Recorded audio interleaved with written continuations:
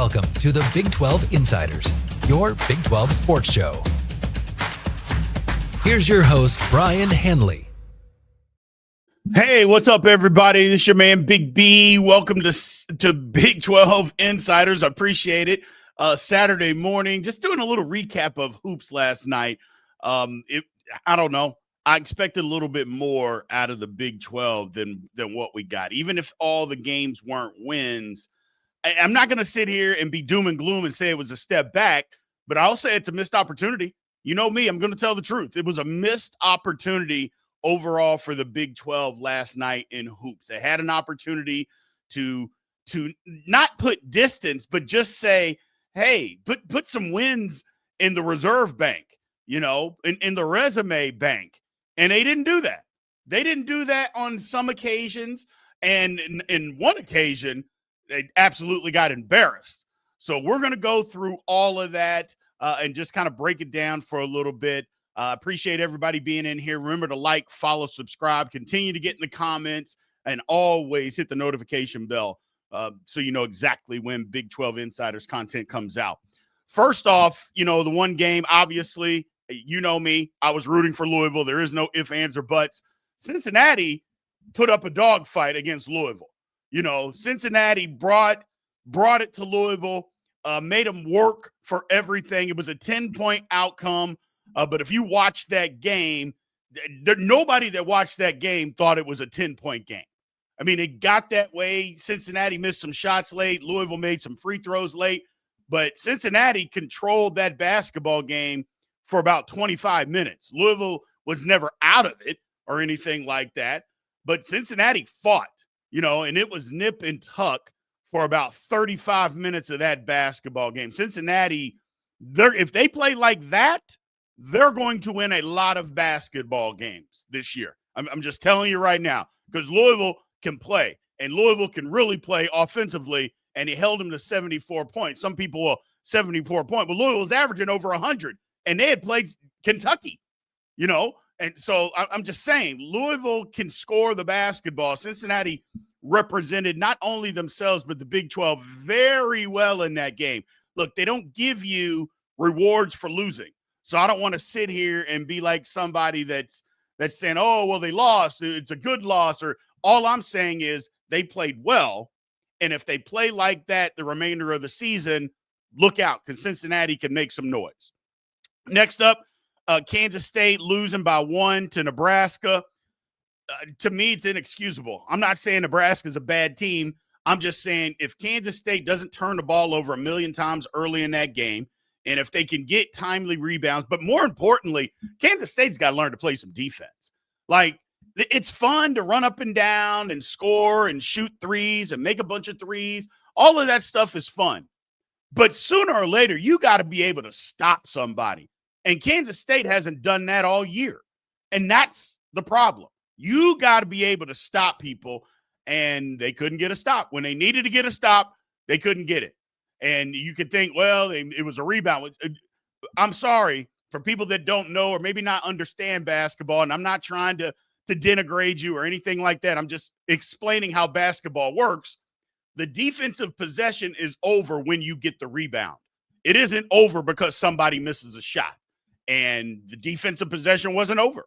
And that's my problem with K-State. I love the offense. I love the up-tempo. I love guys making threes and being a really good offensive team, something that they haven't been the last 2 years. It's actually been anemic offenses the last 2 years. So I love what they bring to the table. But they got to guard somebody. And that's a game you should have won, and you didn't. And again, I don't know how Nebraska's going to turn out. They got a few players. They run some offense. They make you work. They made shots. But they also were more physical than Kansas State, and that's a problem. That's a problem. BYU, on the other hand, just absolutely annihilated Wisconsin. Now, I thought Wisconsin would put up more of a fight. It's one of two things.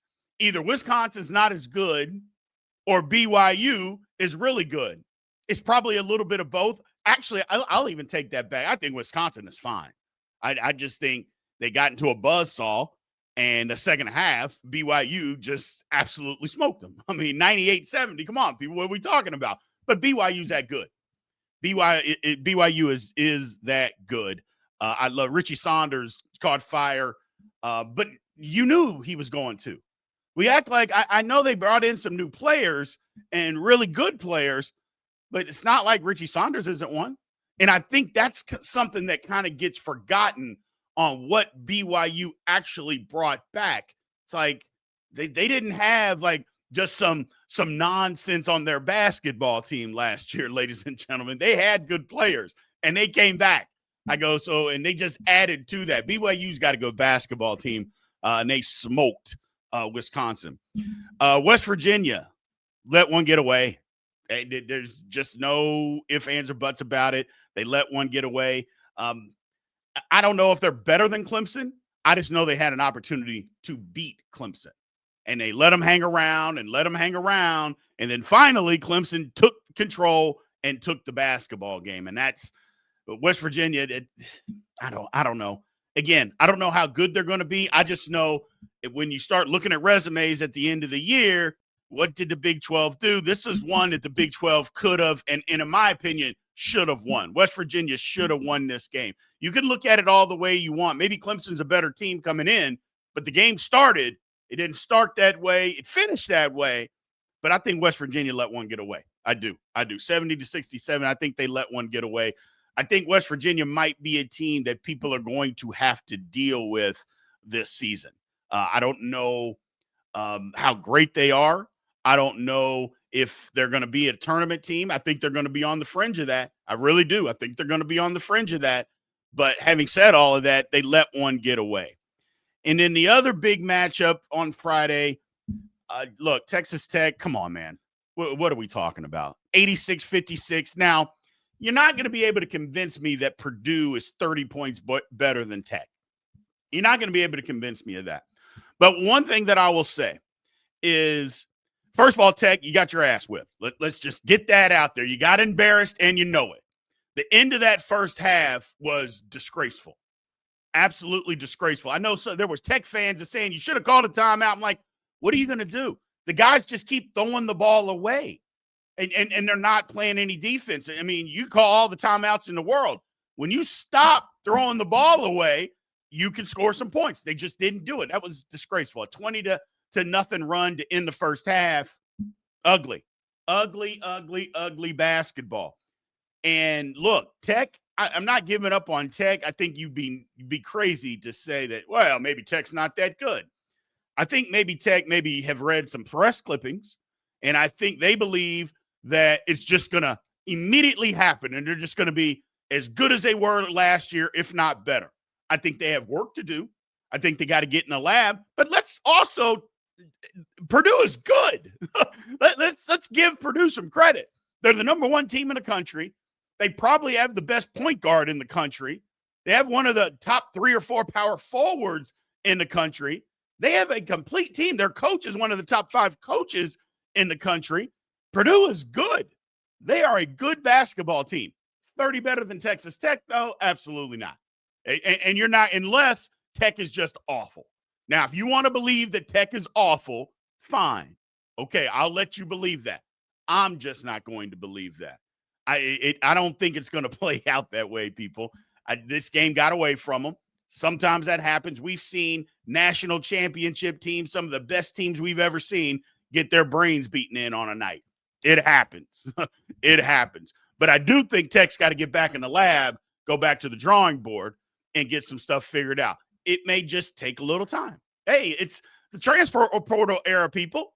You know, everybody just doesn't mesh immediately. Some teams do. Some teams don't. Some, they can get together in the summer and hit the gates, fly wide open, and they hit the ground running. Other teams, it might take them till January before they get it figured out on how to play together, you know? And it's nobody's fault. It's just meshing personalities, play styles, coaching, all of that stuff. Sometimes it just takes a while. So I think Tech is going to be fine. It's going to be fine. But I'd be lying if I said I wasn't disappointed. Look, I want to win every game except the Cincinnati-Louisville game. Don't want to win that one. Other than that, I'd be lying if I I wasn't disappointed in the outcome for the Big 12. I thought it was some opportunities to win some games against Power 4 conferences that, again, we could just put in a resume bank and, okay, tournament time. What's the Big 12 looking like? Oh, Big 12's got a lot of wins. Now, again, we have plenty of opportunities. Plenty of opportunity. I don't want to act like, again, doom and gloom and that this is the only opportunity. There are so many more opportunities until January for the conference to do it. But this was just a night. I thought it was a big night, and we didn't do as well. We got to bounce back. There'll be more opportunities. So I appreciate you guys. You see me, I'm in my Louisville gear. I'm off to watch Louisville against SMU. I have a feeling SMU is going to blow our brains out. So I'll probably be home early because I'm sorry, people. Call me a fair weather fan or not.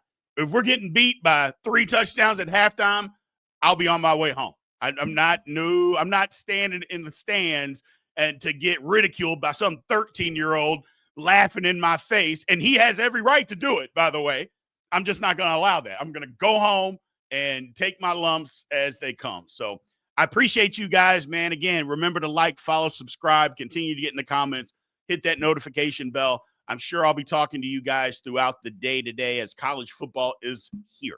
So talk to you guys soon. Thank you for watching the Big 12 Insiders, your Big 12 sports show. This has been a Spirit Street production.